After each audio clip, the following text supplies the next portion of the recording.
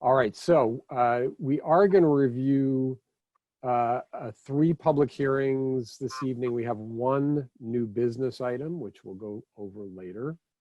And I'm here to tell you, in accordance with the Commonwealth of Mass Executive Order suspending certain provisions of open meeting law, we're conducting the meeting online to ensure public access to the deliberations. The public may access this call through the telephone and or video conferencing.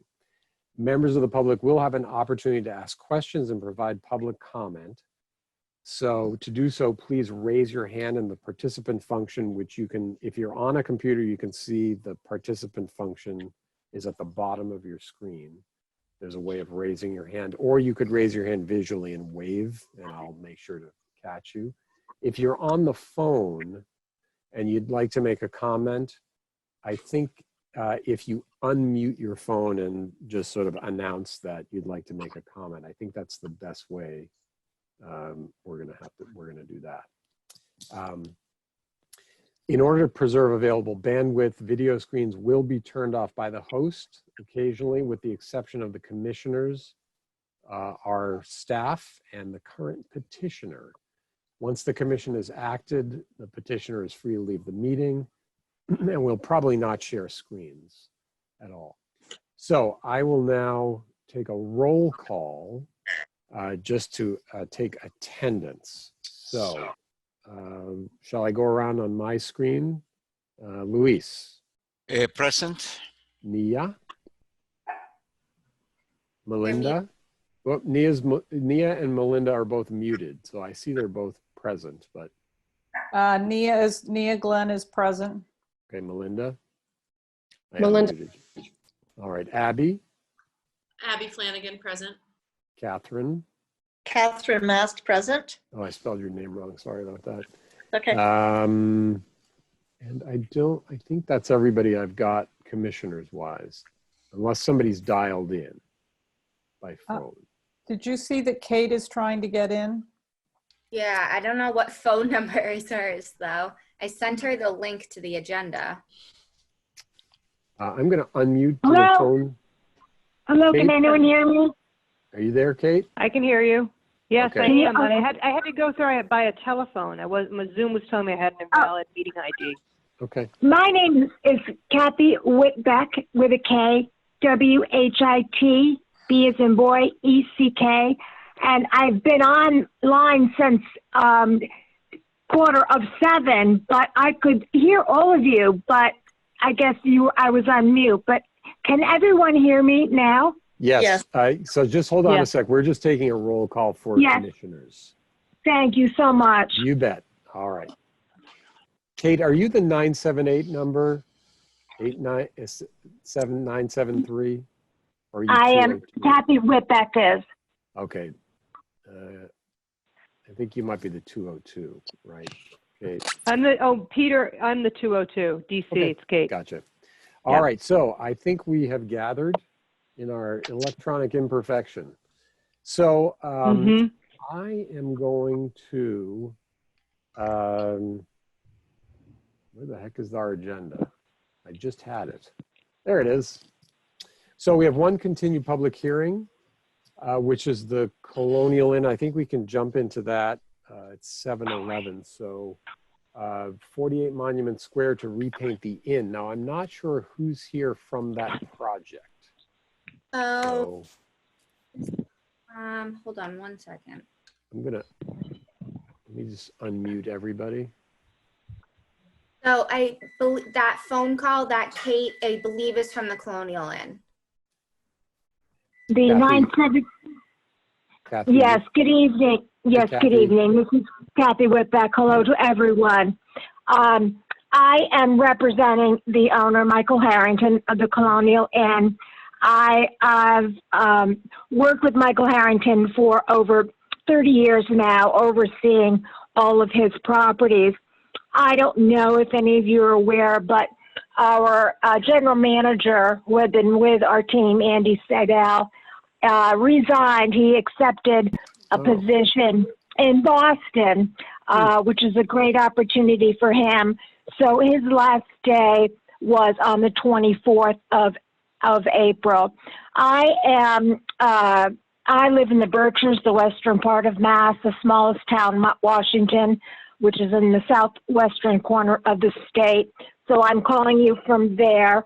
And I travel through all the properties. So I am here before you via telecommunications, to talk about repainting of the Colonial Inn.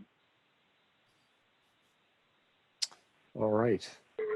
Do we have any submission material?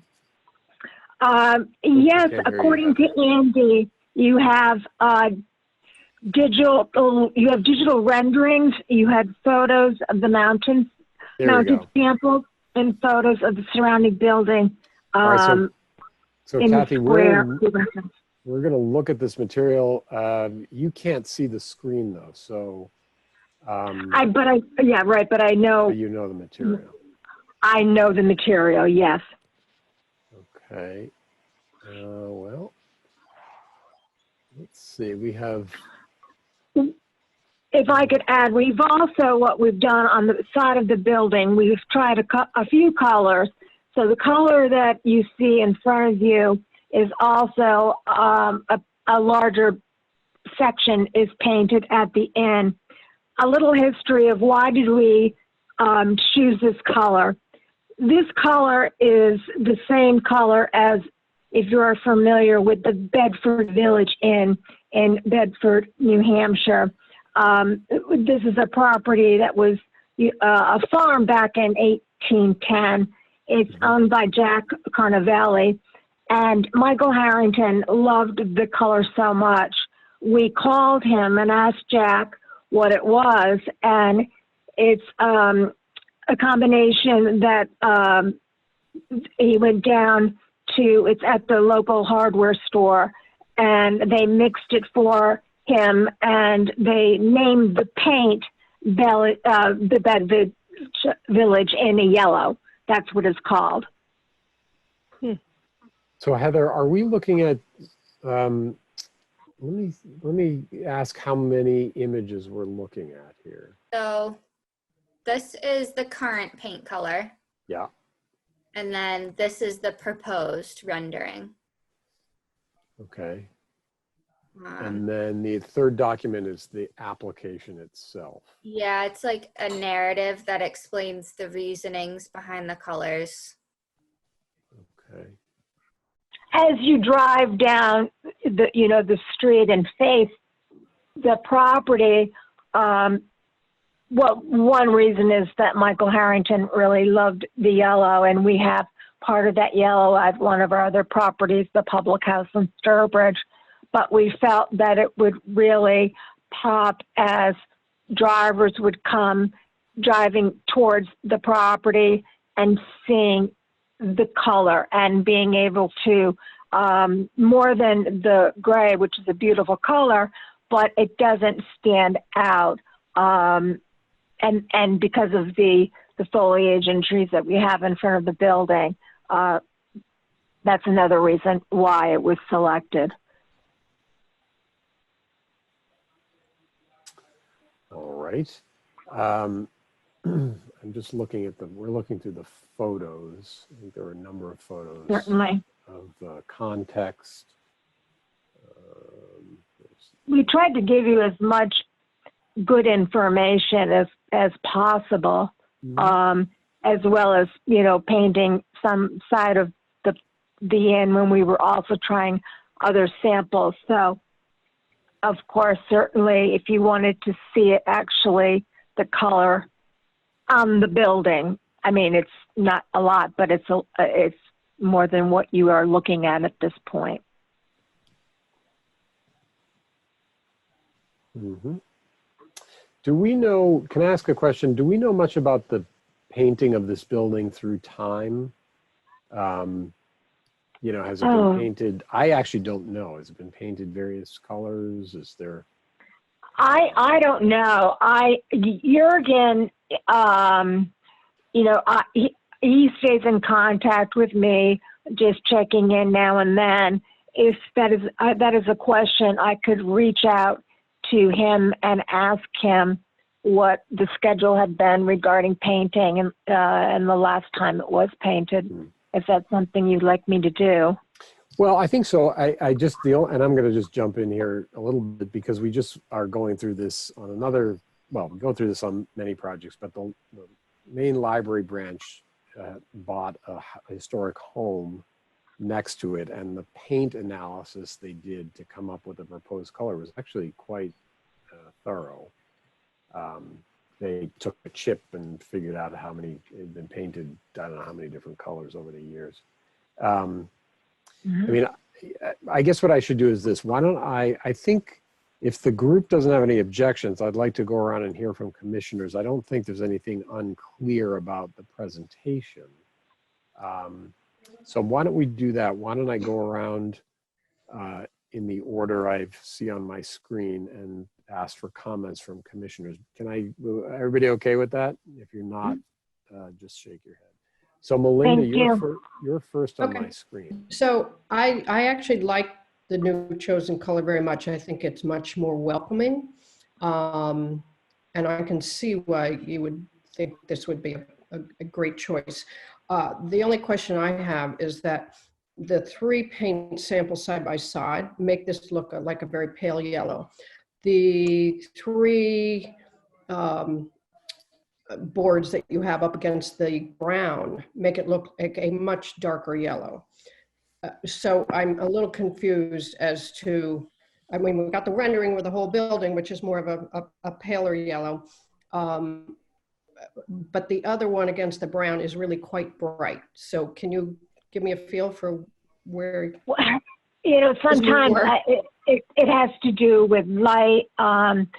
You know, I don't know if it's helpful to also to go on the Bedford Village Inn website to look at the color as well on the building, because it shows very, very well. We felt that this yellow also is it's welcoming, as you put it, which is a good word, but warm. A warm feeling and historic also, which is very important to us.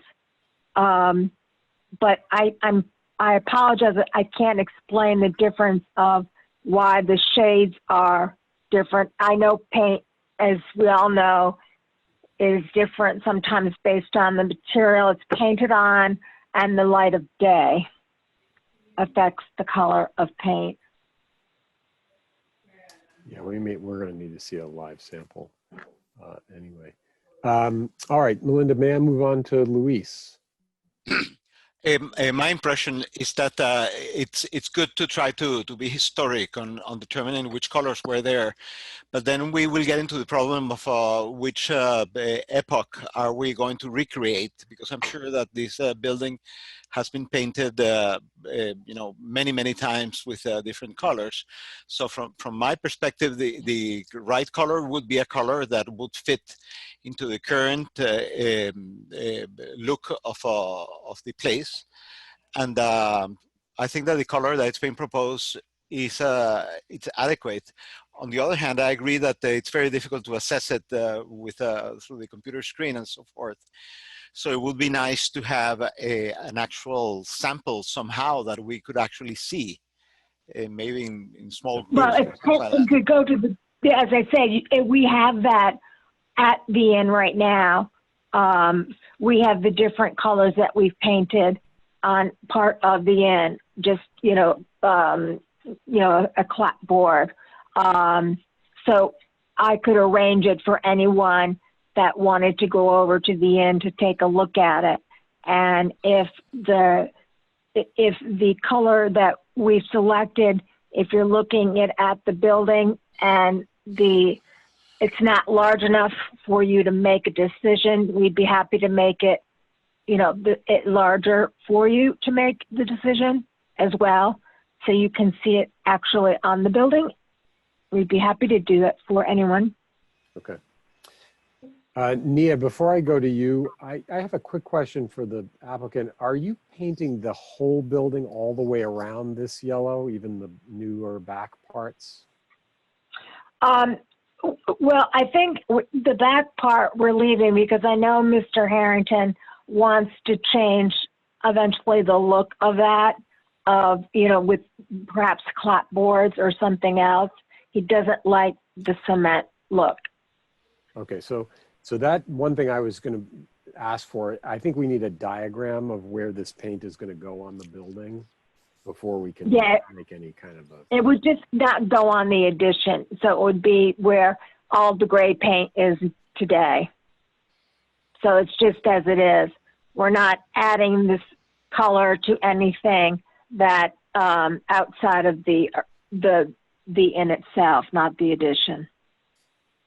Okay, So Nia, it's everywhere the gray is. Yeah. So Nia, you are next. I'm going to unmute you, or you have to unmute yourself. There we go. Mm-hmm. Forgive me for being totally lame. I walked over to the inn some weeks ago looking for the paint sample, and I have to say I couldn't find it. Now, I don't know if I was having a bad day. Perhaps we could be told exactly where it is. Oh, certainly. When you walk into the entrance, that would take you to the near the Thoreau room. Okay, this is not how. Sorry, I need to. There's multiple entrances on the front of the inn. So which? Well, it's to the right of the main entrance. It's the handicap entrance. Yeah. So it's an entrance, and to the right is the Thoreau room, and then to the right is Monument Style, the hair salon. Right. So it's the closest entrance to the salon into the inn.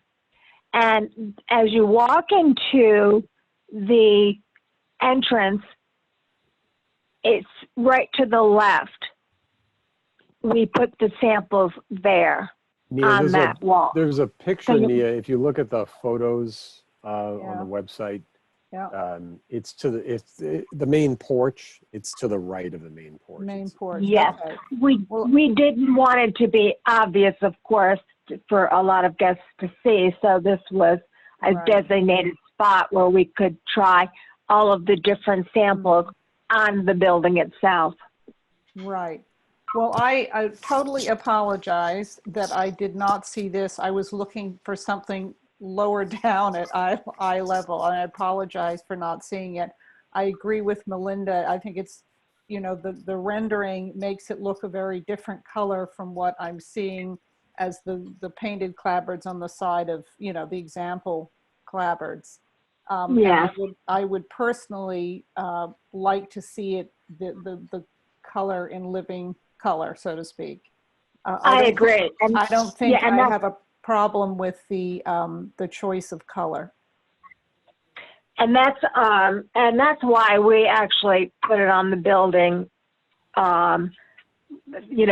because for that reason. And I know you all have a very busy agenda, but just to let you know, when we selected a color at the public house for a partial side of the building, it's very large by the barn, if you're familiar with entering, Mr. Harrington selected a color of a yellow, and it was completely painted.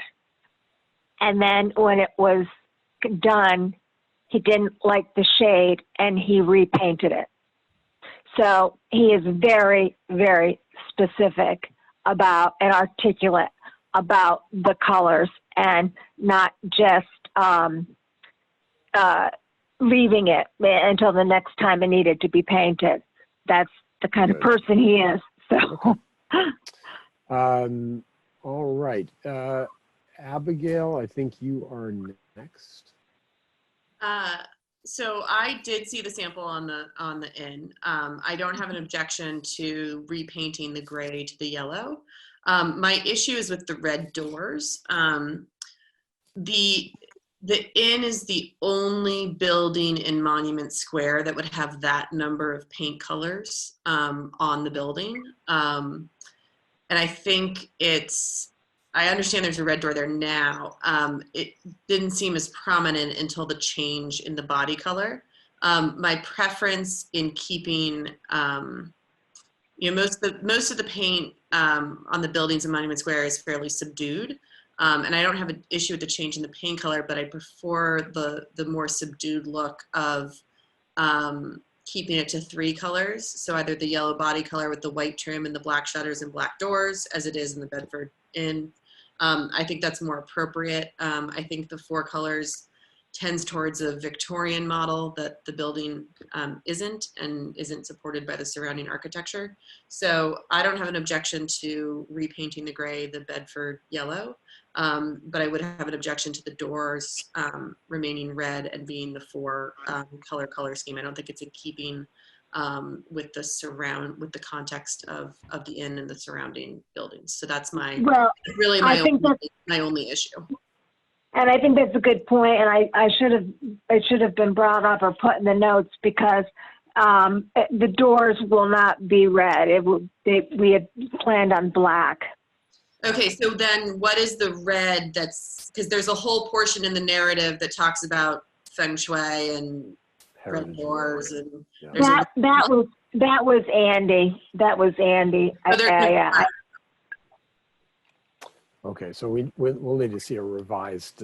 Yeah, so as long as the doors aren't red, I don't have an objection. Okay, great. Thank you. Catherine? Hello, everyone. I also do not have any objections to the change in color. I think it will be a more welcoming and expansive look to the inn. So I think it would be a very nice change. I would be interested, just sort of more from a history lesson and looking at the precedent of the colors of the inn previously. It would be interesting to me to know a little bit more about the color of the inn over time. Okay. Thank you, Catherine. Kate, I think you are you're on the phone. Am I the last? Can you hear me? Yes, we can hear you. I'm just on the phone. Yes. Can you see the material? Hi. You know what? Yes. I cannot. But I've actually been to the Bedford Village Inn, and I know that yellow. And that structure dates from a later period from the original structures of the Colonial Inn by about 100 years, which is, but it's a good color. I think it's perfectly appropriate for Monument Square because the Colonial Inn is its oldest building, I believe, is from like 1715, 1720. Houses wouldn't have been that color then, but other parts of the Colonial Inn date from later, and it didn't start operating as an inn until the 1880s. And I think this yellow, this Bedford Village Inn yellow, works with that, as long as Abigail points out. I always like going after Abigail because then I don't have to work as hard. It really, if you're going with that color and choosing a certain time iteration of the Colonial Inn, then you really can't have more than 3 colors going on. It sounds like that's not what you're going to do anyway. Right. And then I agree. I feel like, just for good order's sake, as Catherine just mentioned, we probably just should know the color history of the Colonial Inn, before we approve this wholesale change. I just feel like it's for kind of good history's sake. But for the most part, if it is the same color as the Bedford Inn, or if it's a creamy yellow, which would have been more of a Revolutionary era time, I have no problems with yellow. There, a lot of iterations of yellow are perfectly fine, from the mid 18th century to the mid 19th century. So that pretty much covers you guys. Right. If I may say that I appreciate all of the group's comments, and they're well taken. I can say that the photos that I have seen of the inn that we have at the property, it appears that it was always a gray color.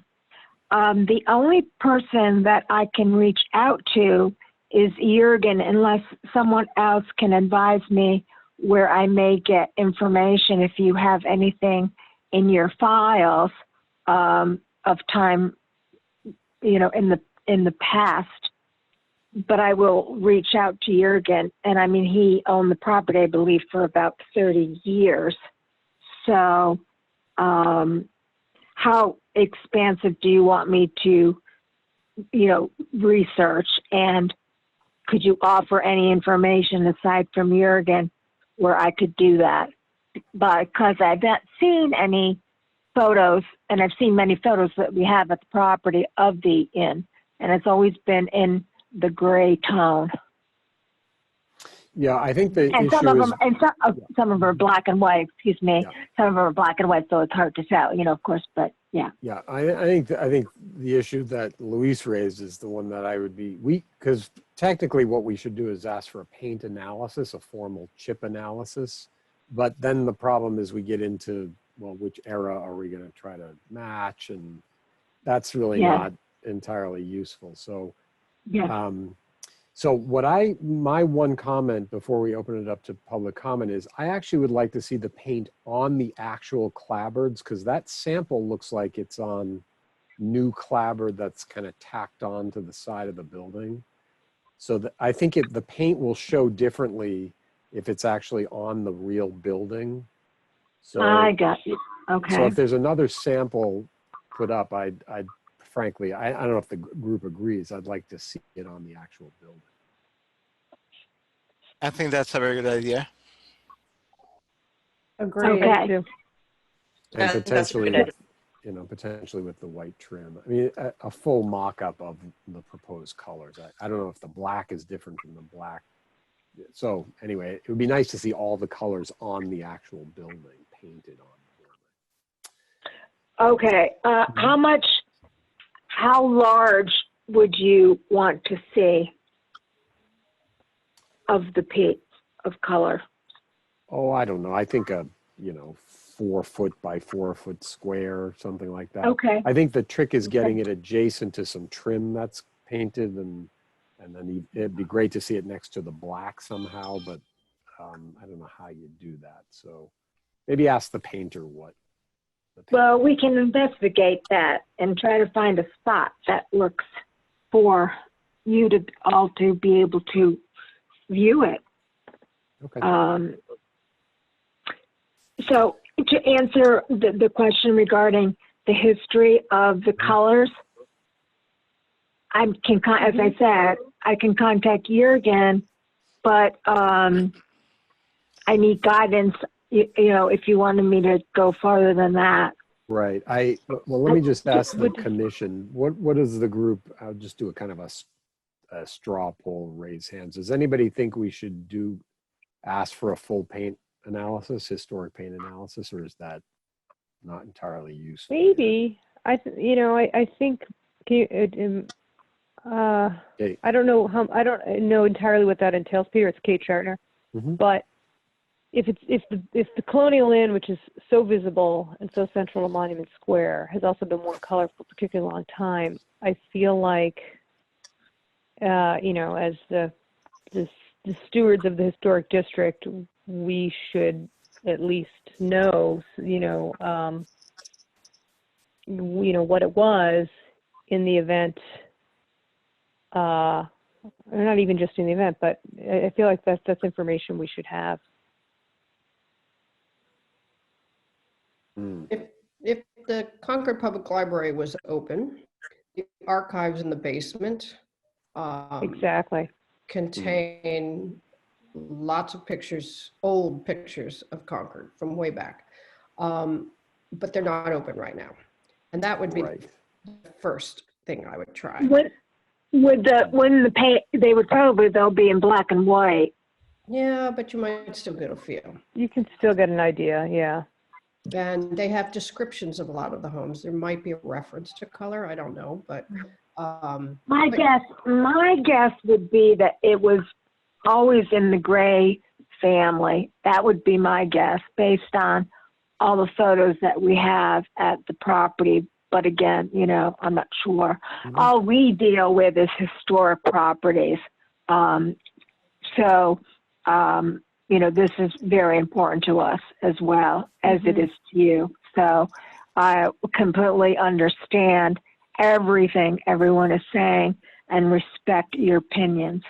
So I just want, let's just say, my marching orders, to get you exactly what you all want, and the time frame that you would like this completed by, and take it the next step as you see fit.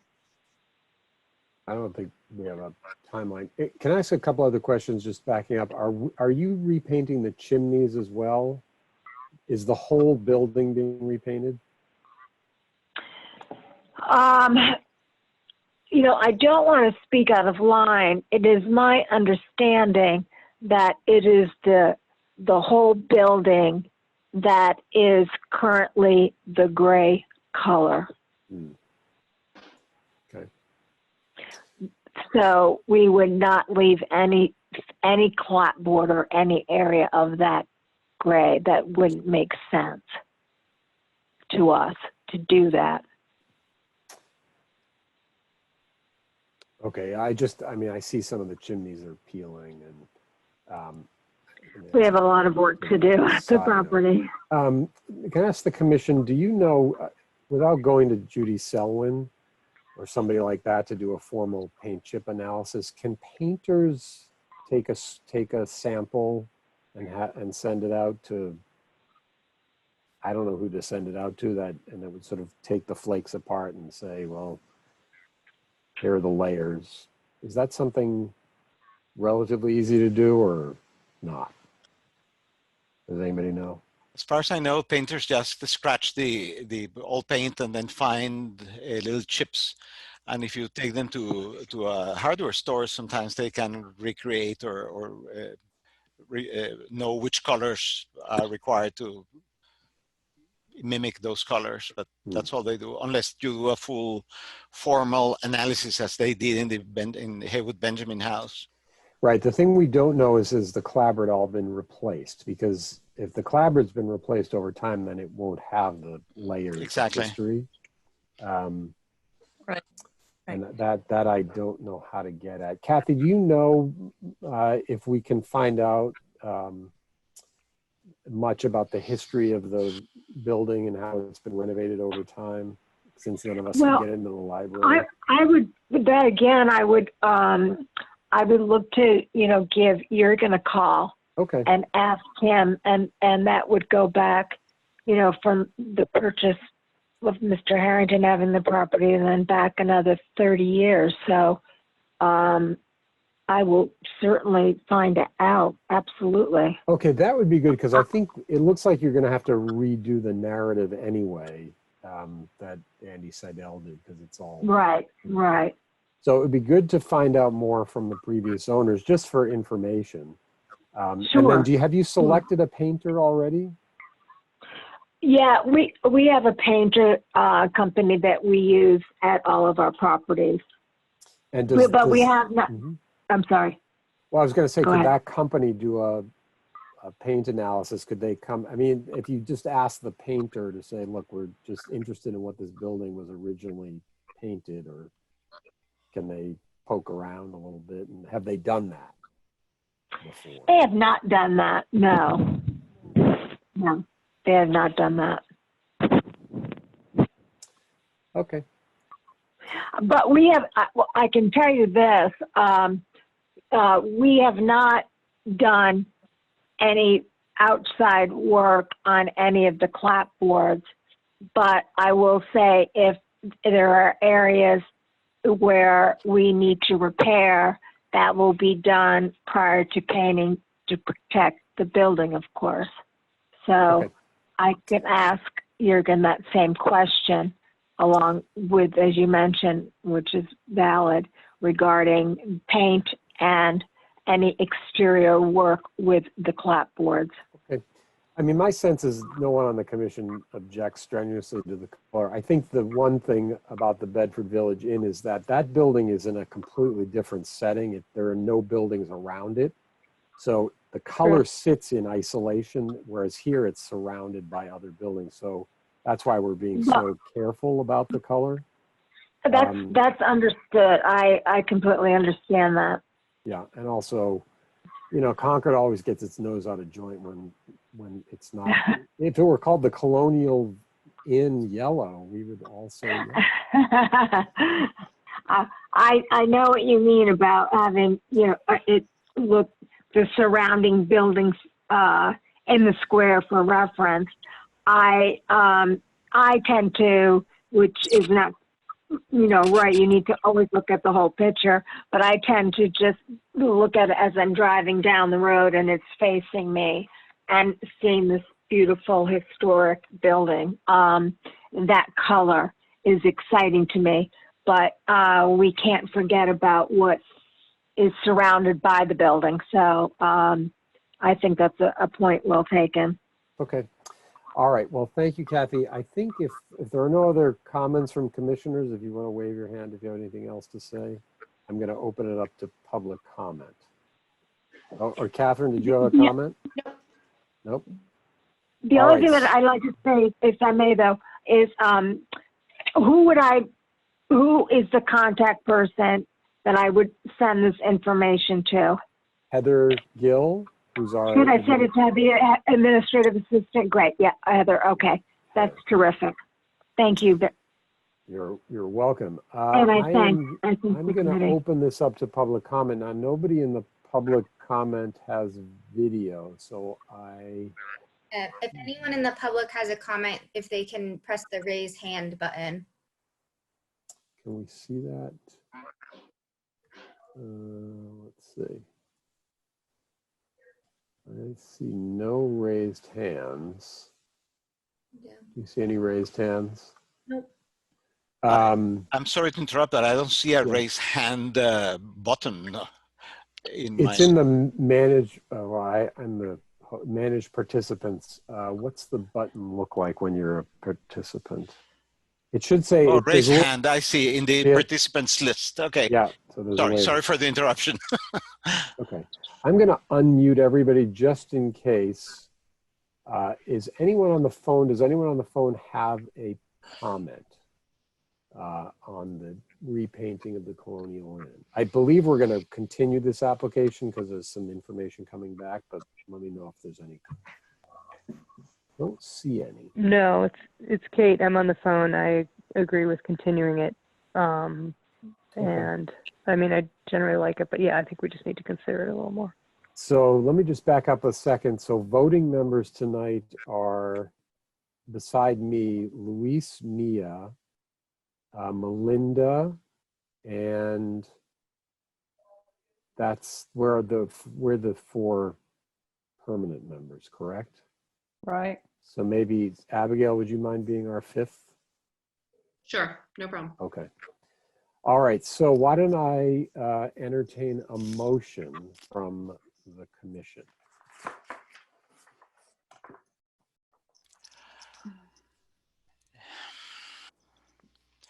I move that we continue the application of the Colonial Inn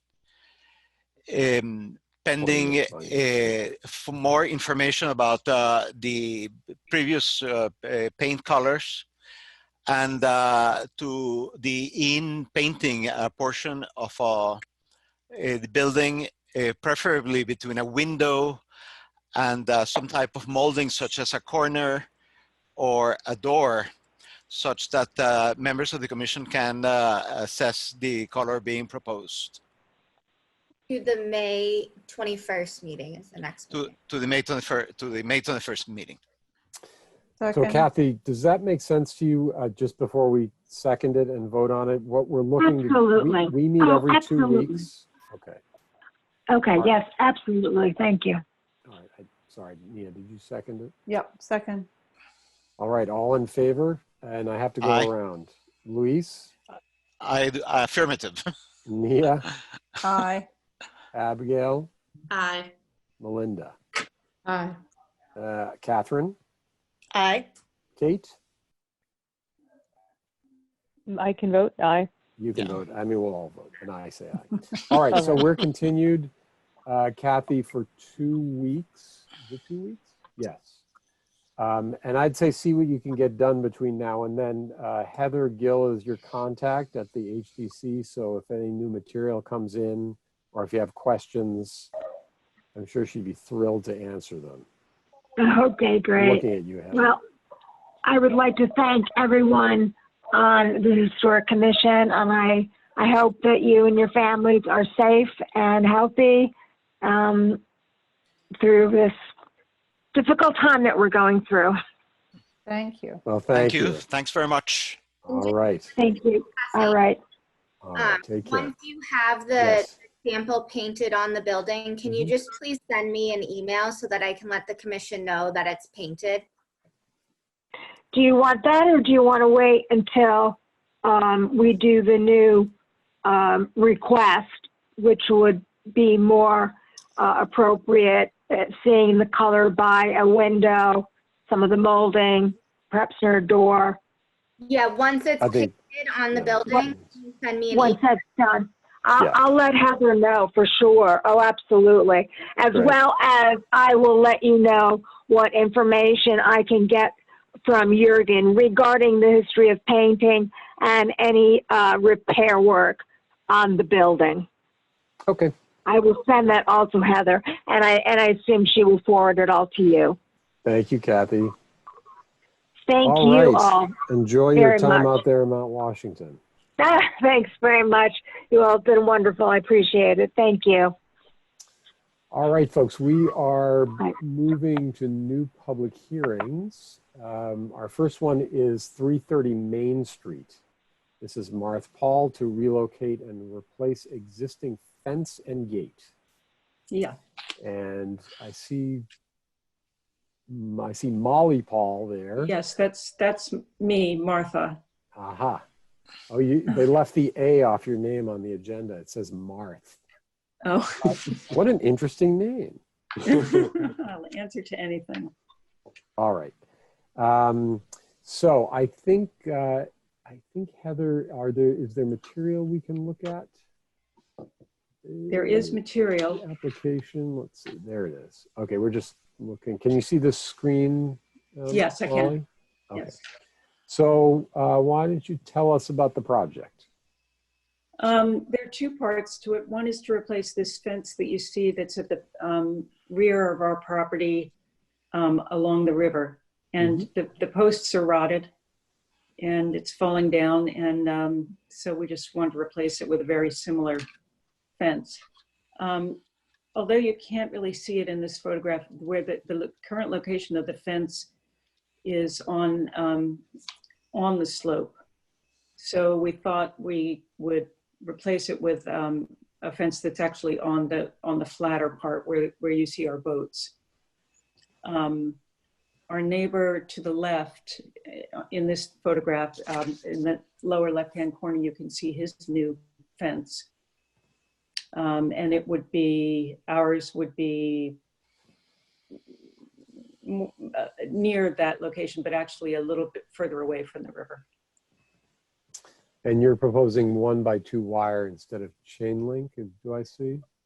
Well, this picture is an example. This is the fence that we want, but not with the chain link, just with what we currently have, which is 1x2 wire.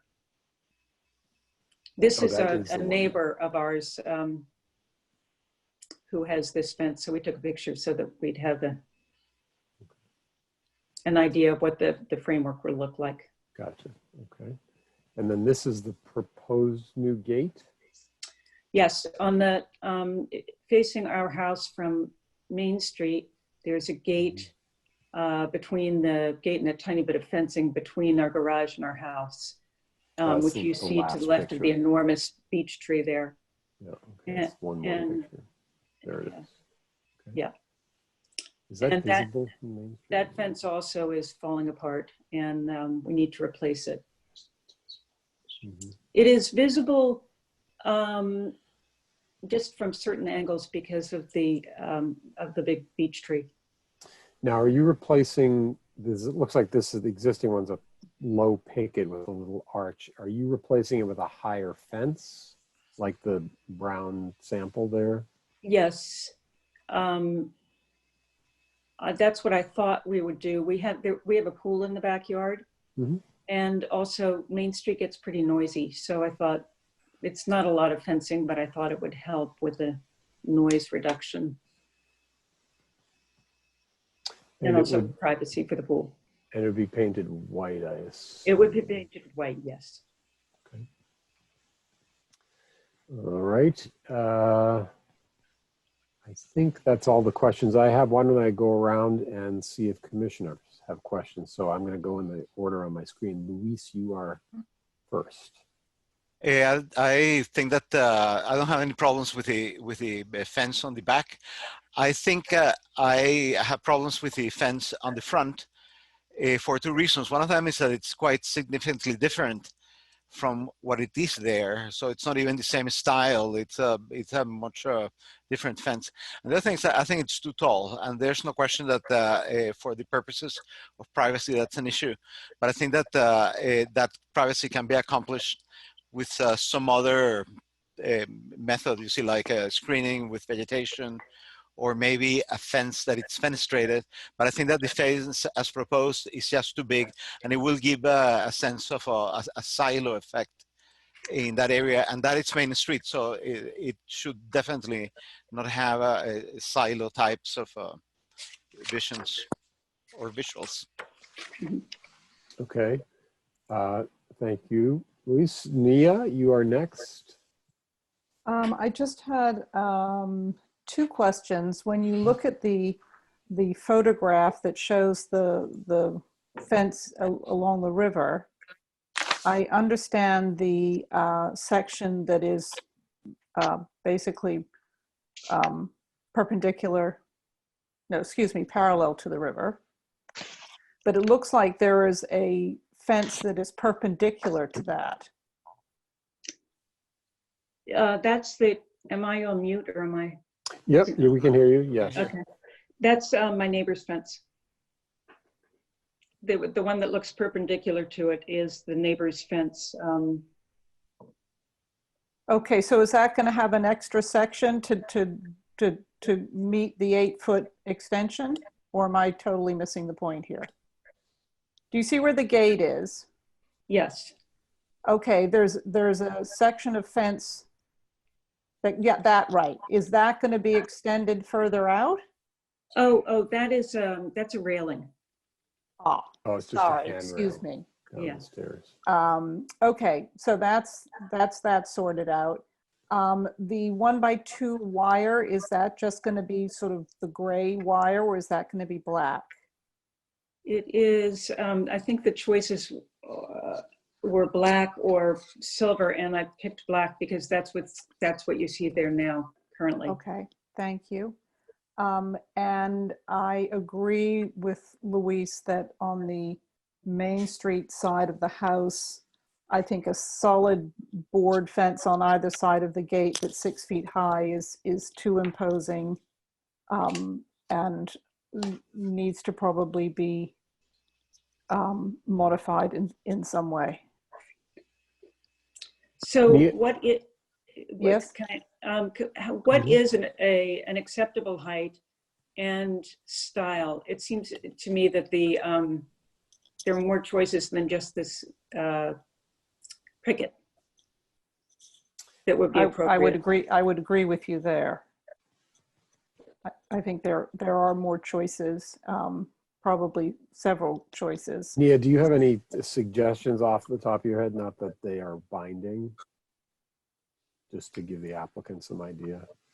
To be honest, having not seen it up close, I would feel bad. I mean, I personally would think 5 feet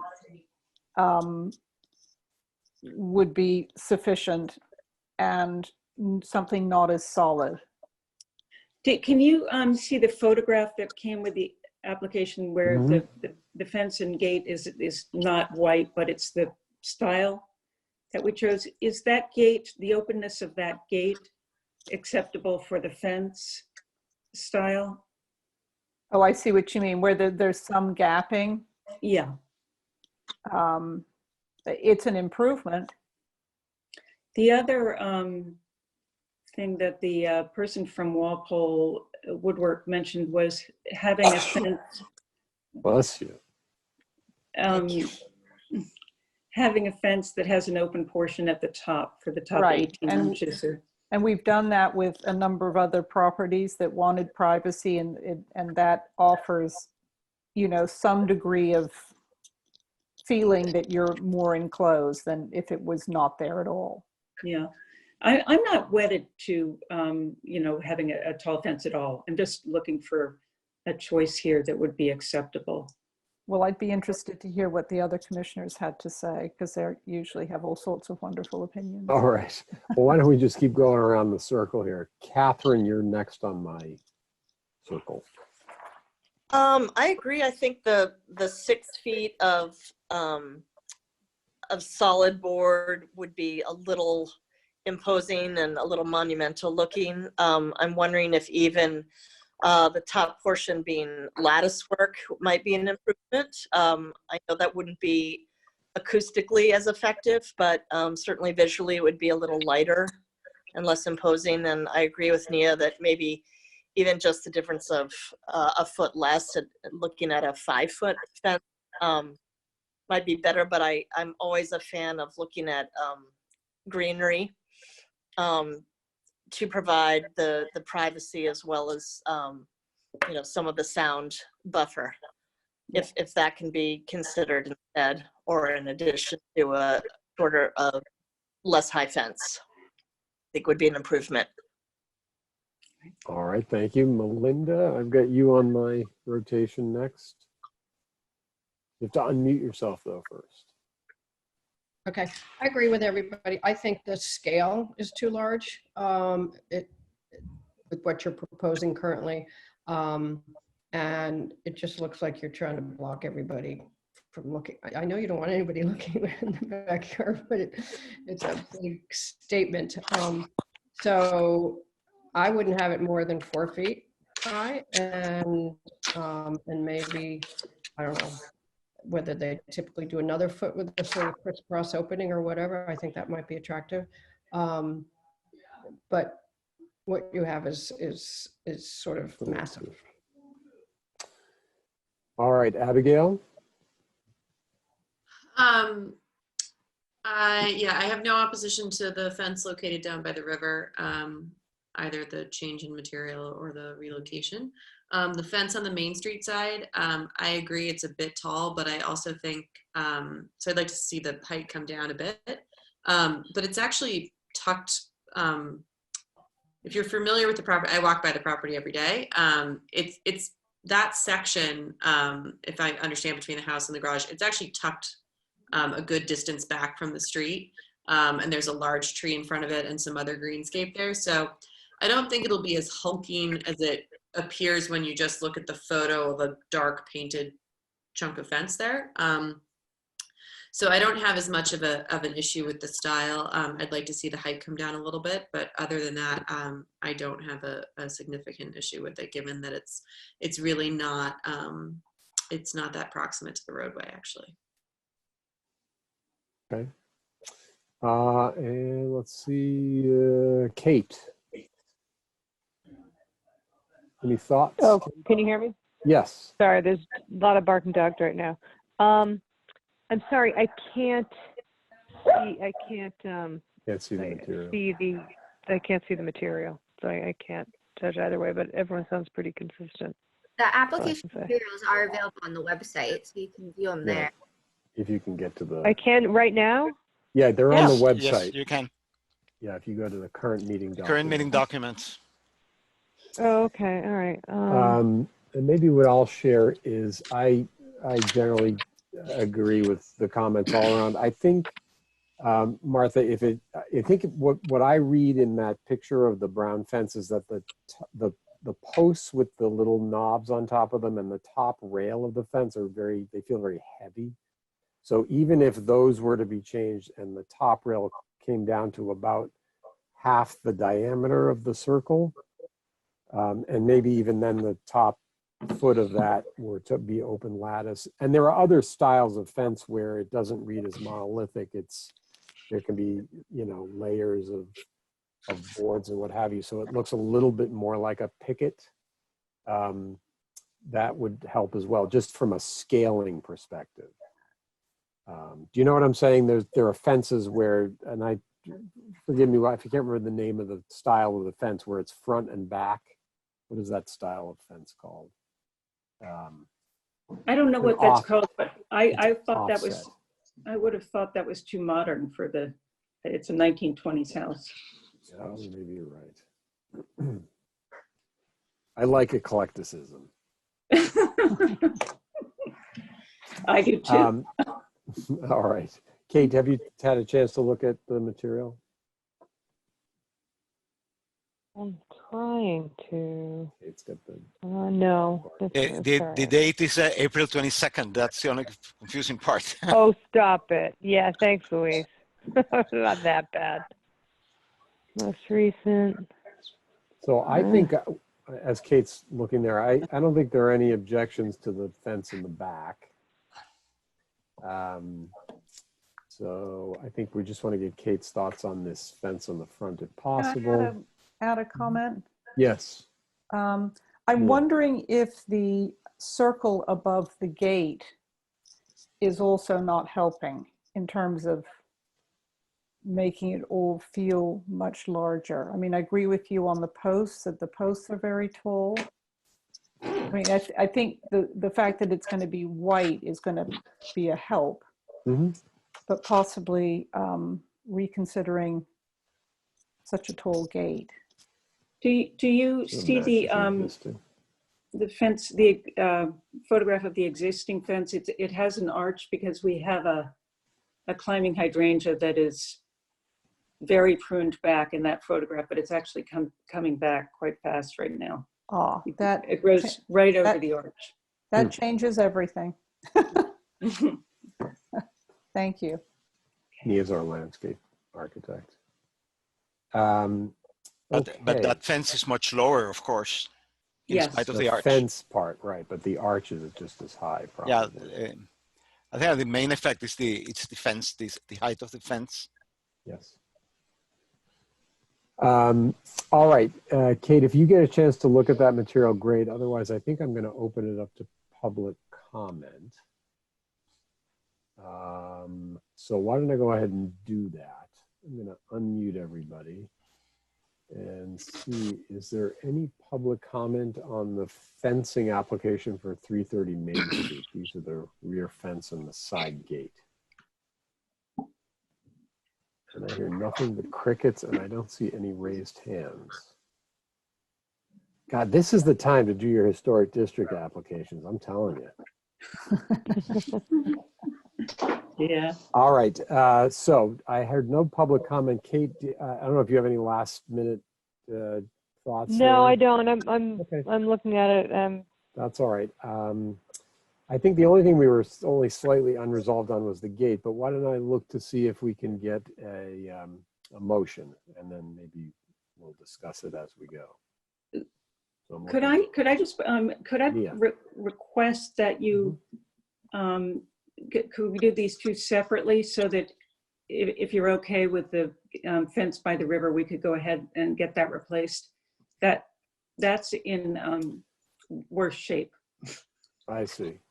I think we can do that. We can approve part of it, correct, Heather? Correct me if I'm wrong, and then continue the gate, for instance. Yeah, if the applicant wants to continue the gate part, we can do them separately. Okay.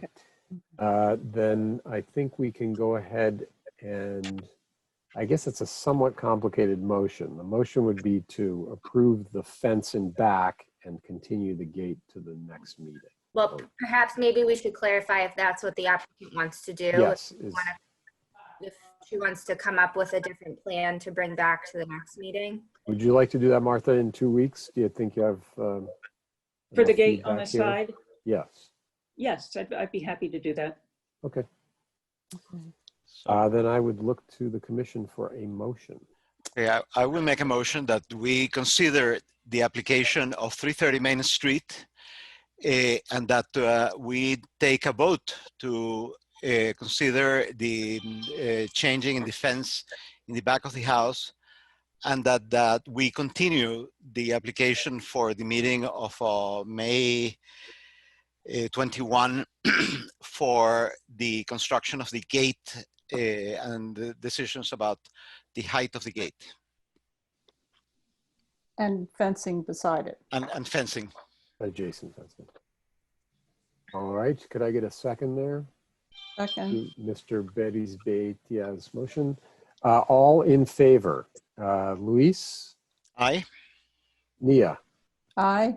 Catherine? Aye. Linda? Aye. Abigail? Aye. And Kate? Aye. All right, we are approved. So Martha, your fence is approved, and if we could, I just want to make sure you have enough feedback on the gate to come back in a couple weeks. Yeah, yes, I think so. Okay. Mhm. Any questions? I think again, go to Heather, and we can try to provide clarification. But I think Okay. And if you can, please email us the new renderings or the new design for the gate and the fence adjacent to it. Yes. At least a couple days before the meeting so we can get it on the website. Yes, I will. Thank you. Thank you, Martha, Thank you. and we'll see you in a couple weeks. Okay. All right. Thank you. Thanks again.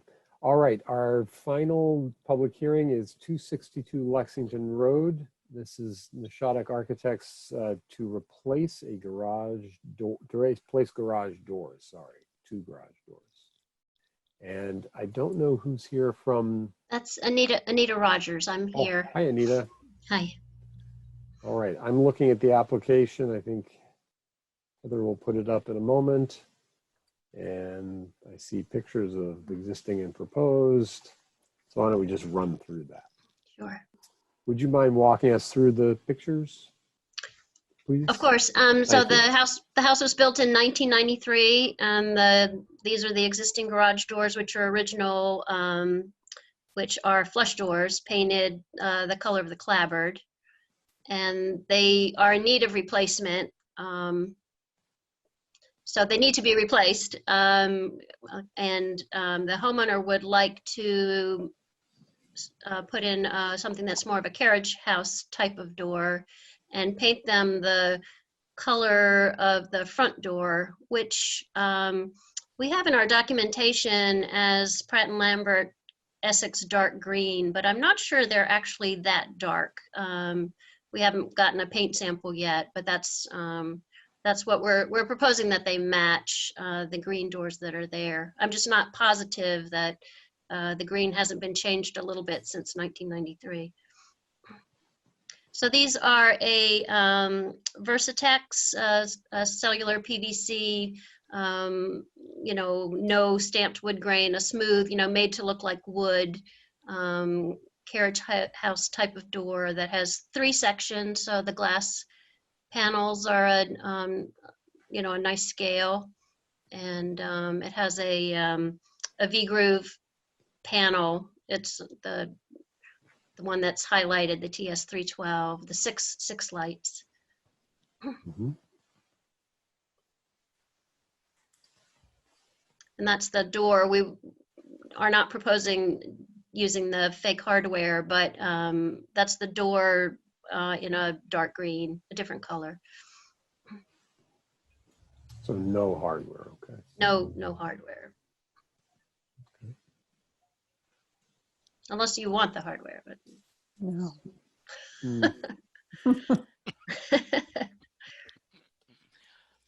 Okay, and that's the application. So yep. Why don't I go around and see from commissioners?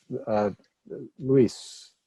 I just comment about the Essex green. I think that is Essex green. It's a little faded, but that's the same color that I have in my doors. Good. Okay. And I think that it's fine, and I think that the new doors look fine, and actually it will match well with the door. And I would expect that it would want to paint the door as well, the entrance door that I see on the picture, as they maybe a mismatch with the garage doors. Yeah, they were originally the garage doors were painted the color of the clapboard, so they wanted to change that. Yep. So there's a front door, a mudroom door, and the garage doors, which will all be the green. Okay. I did, that's Okay. that's what the homeowner would prefer. And Ms. Glenn, you have to unmute. Oh, there you are. Sorry. I like the new doors. I like the green. I have no objection as long as it's all the same green. All right, thank you. Ms. Mast, I've got you next. You have to unmute yourself. Agreed. I like the Essex green. I think it'll create a nice contrast against the gray clapboard.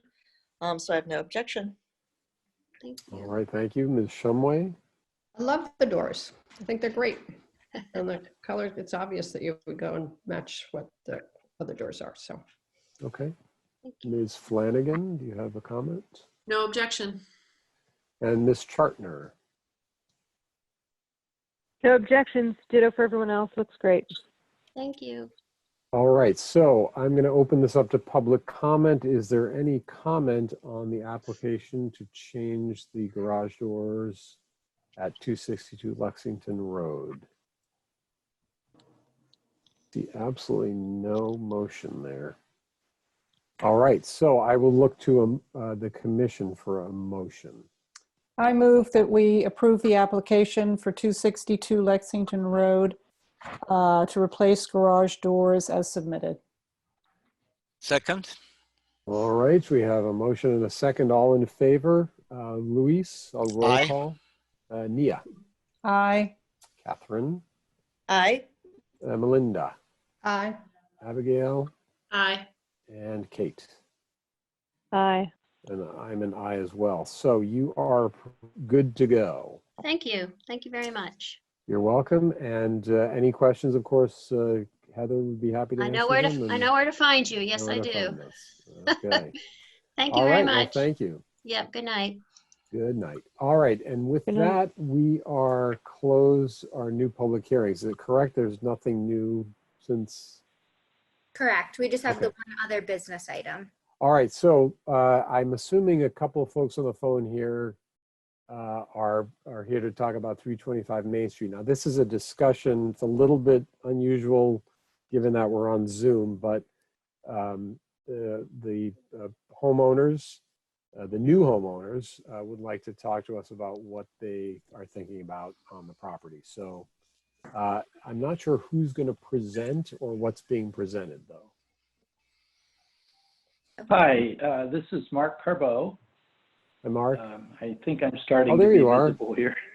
Yeah, so thank you.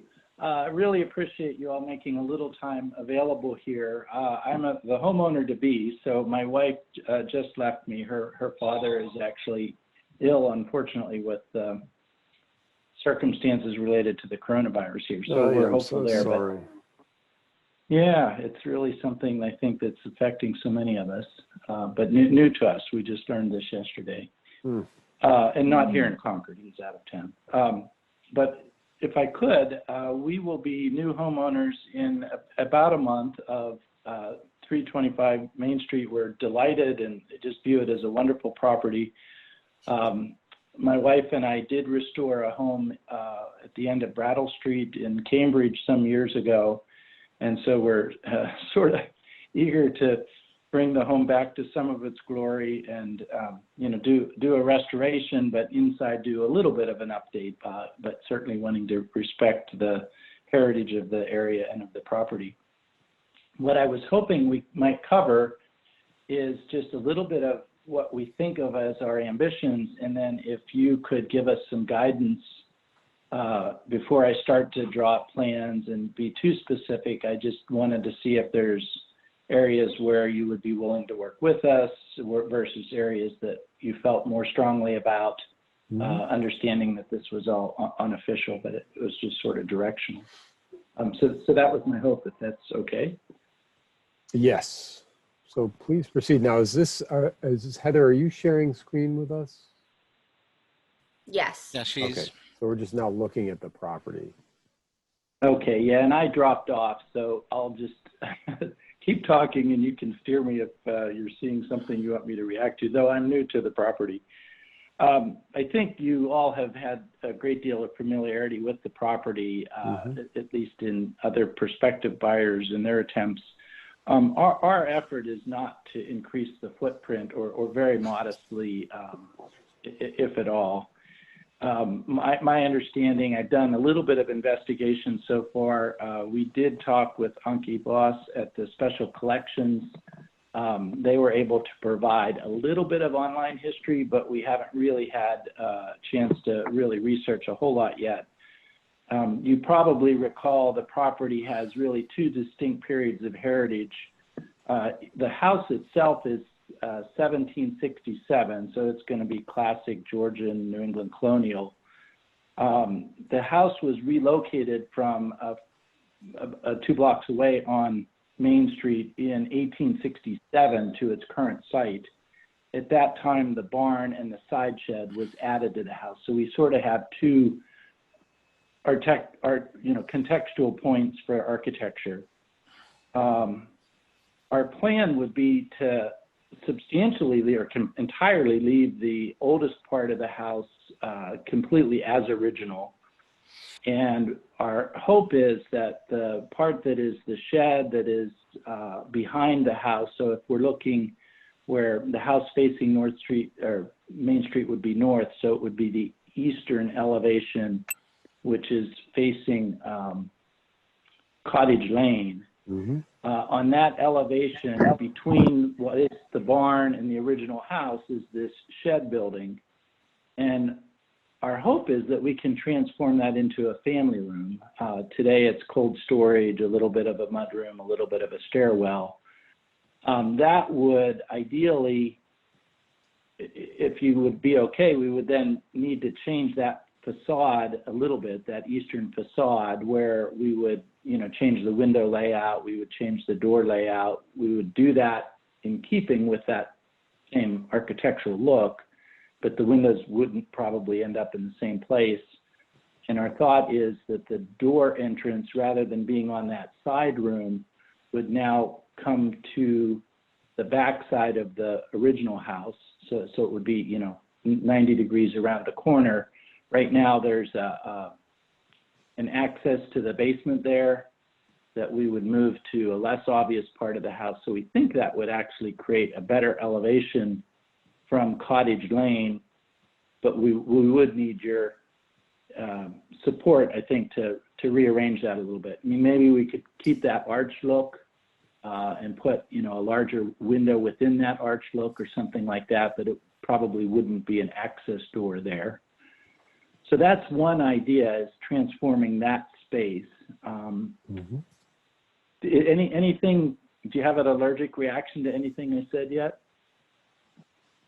Nothing allergic, or not me No. at least. I don't, so far.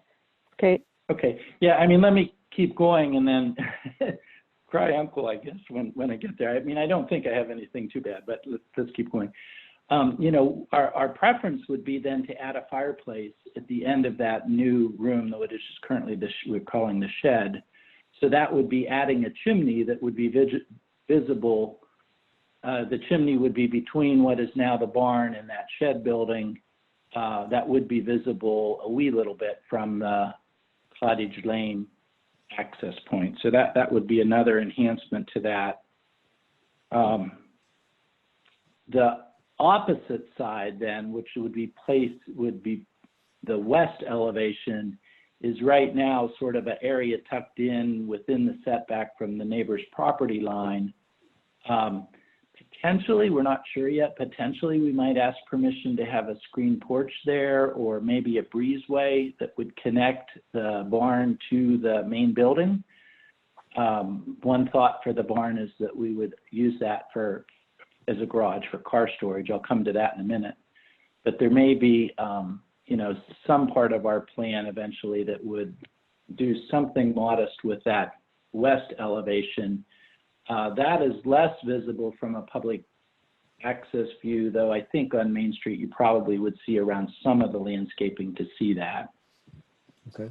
So that's the full scope of that particular shed renovation as we're imagining it. For sure, the east elevation and possibly the west elevation. All right. Mm-hmm. And then how about the barn? Yeah, so let me go to the barn. So again, these are early thoughts that are still gelling. Our thought with the barn is we want to respect its purpose as a barn, though internally I'd like to make it a garage space. And, you know, our feeling is like the house will look better outside if we get the cars out of the driveway. And so can I make that into a 2-stall garage? You know, right now it has the one sliding door that really defines it as a barn. It has an overhead access for what would have been the hayloft. You know, keep both of those. Maybe we add a second barn door looking on the left side of that, and they would be bypass sliding barn doors. So it wouldn't be the original look, but it would be what a barn might have looked like then with 2 barn doors. That might be a compromise to try to get that. The other plan for the barn would be on what is now the loft space. We would probably make that a play area for the kids and would propose putting in a dormer window that would be facing the south elevation. That probably isn't seen. Maybe a little bit of the profile of that might be seen from Cottage Lane. So the full extent would be a dormer window on the back, and it would be changing the door layout so that we could make that a functional 2-stall garage. So that's the functional purpose. I haven't been able to investigate the history. We have some older pictures that the former property owners have provided. It looks like at one period the barn had vertical siding, not clapboard, which is matching the other parts of the house. If we can corroborate that, we might propose making vertical siding just to be historically accurate, but I don't know enough yet. Maybe all of you, do you have a sense of that time period? Would 1867 have had vertical versus horizontal siding? On a barn, it's a good question. I don't know. In this context, what would have been typical? Kate, do you happen to know? Kate, I'm looking at Kate just because she's... Oh, wait. Oh, I was on mute. I'm sorry. Can you repeat that? Well, we're talking about the we know siding. that one side of the barn now has vertical siding and 3 sides of the barn have horizontal siding. And we don't know which is historically more correct. And so if I can get into the special collections room, I might be able to investigate that. But in the meantime, we're just sort of suspending and saying, well, I guess our preference would be to do which is more historically accurate for 1867, but we don't know the answer to that yet. 1867? Mm-hmm. Yes. Yeah, that'd be more likely vertical. Yeah. I'm sorry, horizontal. Well, more likely horizontal. Okay, so one side is Well, let's see, vertical. 67. Oh, well, that would be kind of at the cusp. I mean, what happened is people started to make it so it would, kind of matched the house a little more. So certainly 30s, 40s would be vertical. Could be, I don't know. I guess I can't weigh in on that. And should we try to keep, like, there's 2 different eras here, right? There's the 1767, so that's going to be more classic Georgian. The other buildings are 100 years later. Should we try to have them reflect those 2 differences, or should we try to harmonize towards classic Georgian? It's $1,000 question. It's the HDC. Yeah. It really depends on the property, I would say. I think there's a certain amount of eclecticism to this property, which is part of its charm. So rationalizing it all to one era or another may actually, detract from the sort of charming nature of it, is my personal opinion. Okay. So I think it's okay to sort of, If I may say, I think that it all boils down to how well can you recreate the particular period that you are displaying, because this would be a great example of the styles 100 years apart, or it could be a wonderful example of one of the styles where one structure has been brought to the other one. But you know, Yeah. either or doesn't really matter. Okay. Well, I'm hoping I Yeah. can get some pictures, and we have some from probably early 1900s, but I don't know that that tells too much of the earlier history.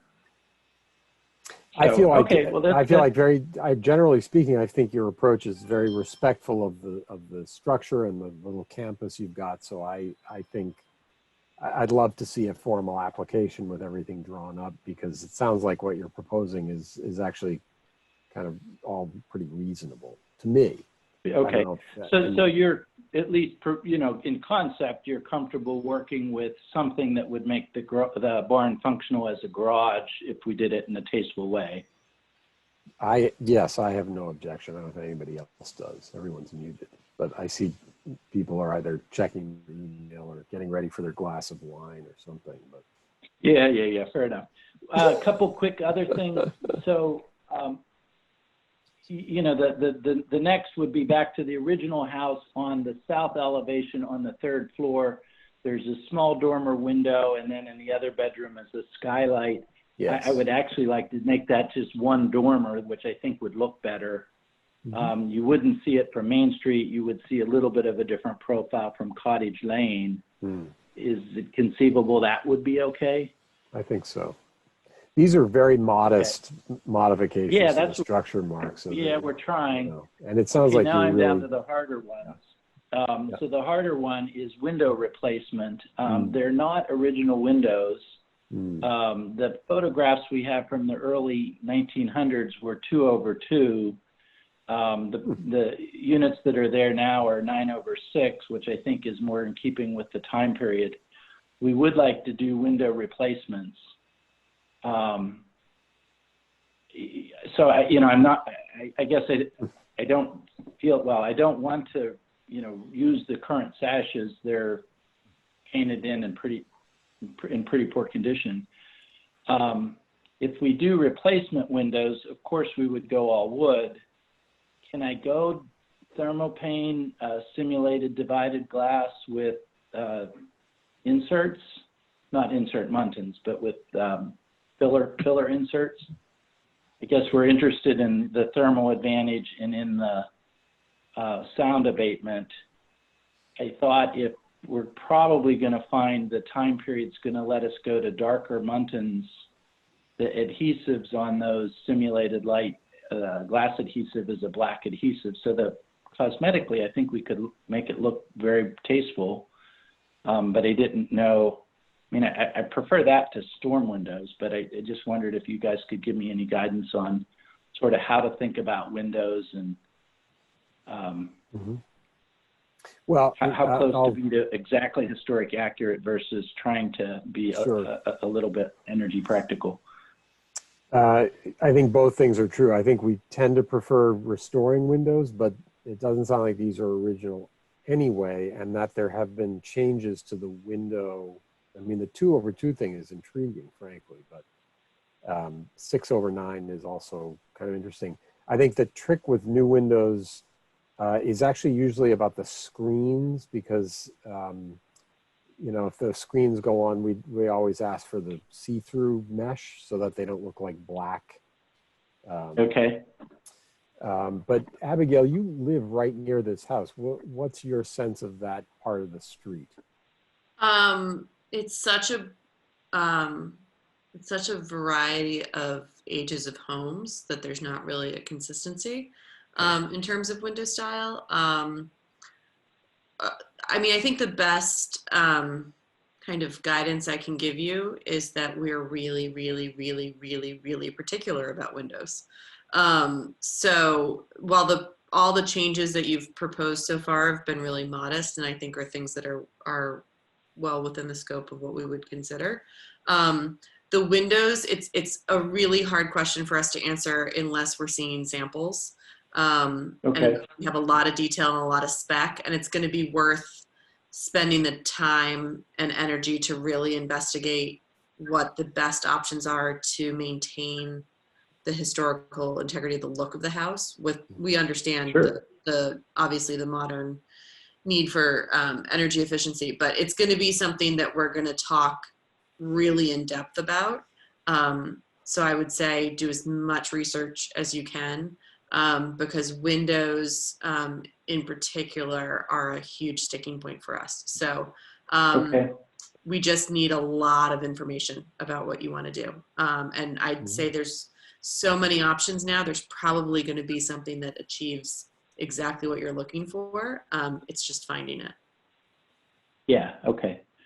And Heather, will you know some of the approved windows that you like and you can steer me to those, or any guidance in terms of how to, I've been looking, there's a Marvin window that our builder has used in the past for this purpose, Marvin Ultimate Wood Double Hung, and I can get the details, but I mean, can it be straightforward? Like, are there some that you like and others that you don't that you can share? I think, well, I mean, Marvin Anderson, most of the manufacturers, the sort of window manufacturers do historic profile windows. Yeah, So I think Marvin exactly, yeah. certainly has some products in their line. I think it is the dilemma is always right now. We've been all passing by this house for X number of years, and the windows have been exactly how they are. So how do we achieve that look? And you've said it. I mean, you know exactly the issue. I think the one of the things would be, are we going to go from a 6/9 to something else? That would be a big, long discussion. Yeah, that's a bigger change, and I'm afraid, I don't know when the special collections room will open up. The picture I have that's suggesting 2/2 was probably in the 1910s, 19-teens, probably. So I don't really have too much information yet on that. Okay, well then maybe we have to discuss options. I mean, when you start to draw this, you'll see, even when you draw it on the elevation, how does it look one way or the other? You may have a stronger preference to come back to us with. Yeah, I mean, I'm just looking at other homes in that time period, which are more the 6/6 or 8/, they're more divided light than 2/2. But that's not necessarily the answer. But anyway, okay. How about colors? Are there pre-approved colors? So I did a lazy chip analysis and did some scraping on the backside. There's its current color. There's a little bit more of a paler white. Oh, sorry. Team, I have a medical emergency here. I'm going to have to go. Okay. Oh, okay. Thank you for your help, Okay. Gentlemen and ladies. Sure, good I'll luck. be back in touch. Thank you, Mark. All right. Oh boy. Wow. That's not good. Okay, well, I have to say, it's good to see someone buying that home and basically restoring it. Yes, sounds very hopeful. Yeah, and it sounds like he said they did one on Brattle Street already, so they're used to Yeah. stringent. Okay. Yeah. I was Very about good. to make some wisecrack about Bedford in yellow, but oh well. Okay. As long as it is intellectual yellow, it's not going to be any problem. All right. I think we have a couple of guests on the phone here. I think those are Gerard Rydell and Andrew Graziani.